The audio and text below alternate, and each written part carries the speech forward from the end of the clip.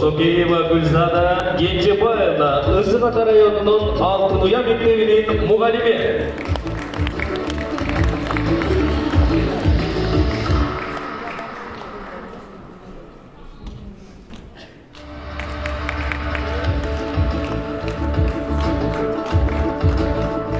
Жумакадырова Кардыгач Мамбет Жумаевна Искак Разаков атындагы Сооронбай Жусуев атындагы мамлекеттик тил борбору заманбап технологиянын жардамы менен акылдуу борборунун директору жана түзүүчүсү.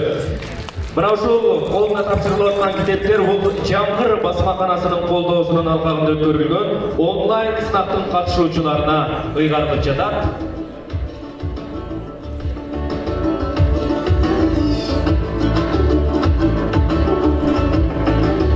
Жузубекова Кундуз Нуркалыковна Ала Тоо эл аралык университетинин окутуучусу.